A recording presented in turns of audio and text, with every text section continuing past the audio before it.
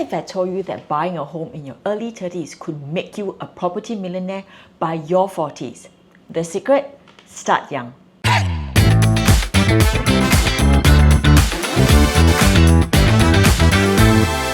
Hi, my name is Kelly from PropertyHunter Singapore and welcome back to our channel. So recently I came across this article on how private property owners in Singapore are getting younger and why they are opting for private properties instead. So why are these younger buyers doing so and what are its advantages? In today's video, we'll show you how buying a property at a younger age can provide you with many advantages such as lower monthly payments, greater opportunities to upgrade, and a solid plan to building your wealth. If you think buying property is something only older folks do, think again. Your journey to financial freedom starts now. First up, let's address the first question. Why are there more and more younger people buying private property instead of a HDB? Well, apart from the fact that it has always been an aspiration for many to be able to upgrade to a private property, as well as their lifestyle goals, there are of course real tangible reasons why they are getting a private property over a HDB instead. I'm sure many of you already know this. Number one, private property has no minimum occupation period. It gives you the flexibility to rent it out immediately or sell it once you make money. Number two, selling the BTO HDB flat once MOP. Many younger Singaporeans started off the BTO and upon MOP, they were able to cash out significant profits that enabled them to upgrade to a private property a lot easier. Their growing income is also another reason why they are opting for a private property as well. Number three, younger generation looked at private property as an investment. Many younger generations deem private property as an investment due to its stability and strong asset class and a way for them to accumulate wealth and gain financial security. Very smart of them. I wish I knew all of this when I was younger. Number four, the revised HDB loan to value. The Singapore government has also recently revised the HDB loan to value from 80% to 75%, making it the same as buying a private property. So, back to this revised loan to value limit. In the past, the 80% LTV for HDB made it a little bit more attractive for young buyers as they were able to take more loans for their property. But now that it's the same, there's really no real incentive on this part anymore. Well, there are of course many more advantages of buying a private property over a HDB, such as a longer tenure or a better capital appreciation. If you'd like to find out more, please watch our other video on both the pros and cons of HDB and private property. Next, let's talk about the real advantages of buying a private property at a younger age. Number one, longer loan tenure. Well, in Singapore, the maximum age for borrowing is set at 65 years old and the maximum loan tenure is set at 30 years.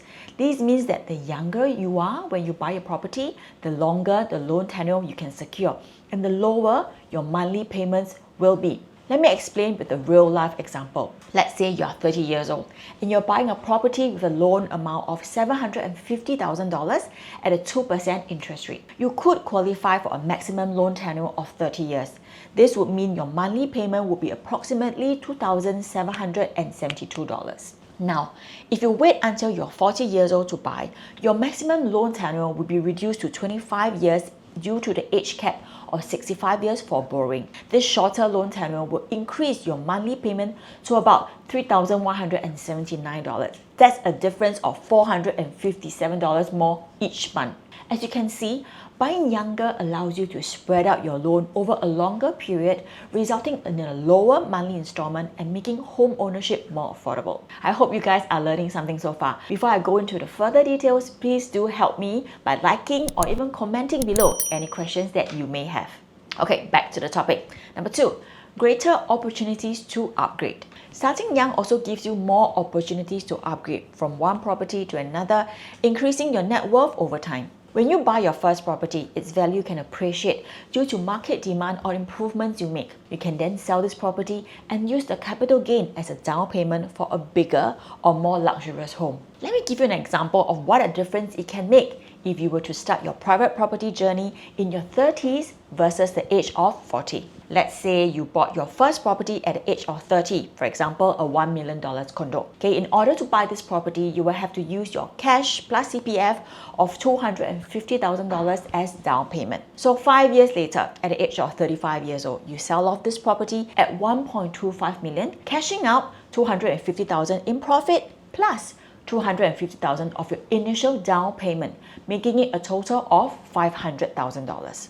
With this $500,000 in cash as down payment, you can then proceed to buy your next property at $2 million, for example. Same thing again, 5 years later, at the age of 40 years old, you sell off your property at $2.5 million, cashing out $500,000 in profit and $500,000 of your initial down payment, making it a total of $1 million. With this $1 million on hand, you can now choose to upgrade to a $4 million inter-terrace landed property or a huge 4-bedroom in the city area, if your income supports, of course. Imagine being able to achieve all of this at the age of 40 years old. And at this age, your monthly loan mortgage will be $12,716. And on top of that, there's no stopping you from upgrading to your 5th property after this.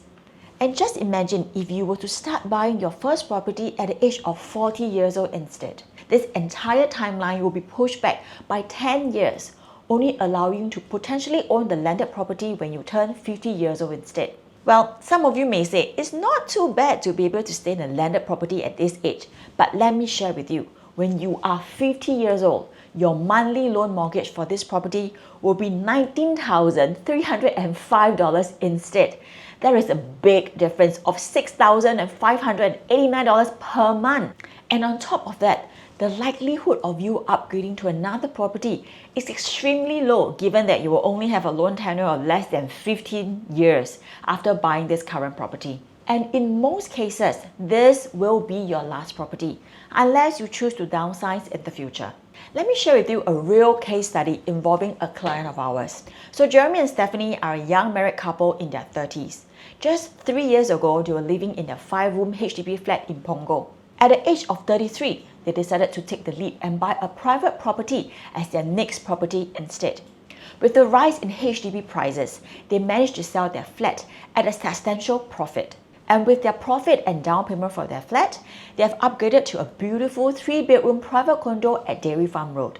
This 3-bedroom private condo that they have bought is now sitting on a capital gain of over $400,000, and in just a short span of 3 years. While Jeremy and Stephanie now has the opportunity to cash out $775,000 from their property to buy the next property, a $2.5 million condo in the city area, at the age of only 36 years old.